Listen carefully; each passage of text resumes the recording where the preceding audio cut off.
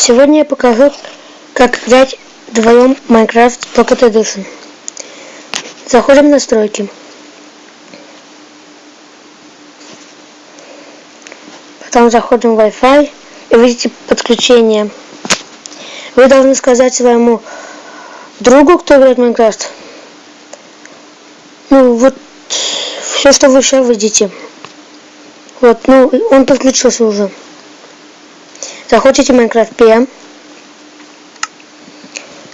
Если, например, он заходит, да? Создает сервер. Нажимаете Play. И сейчас должно прийти. Карта должна. Подождите немножко.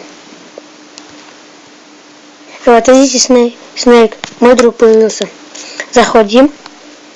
И вот он. Привет. Привет. Теперь вы поняли, как играть вдвоем в Майнкрафт? Можно по-другому, но это будет во второй части. Всем пока.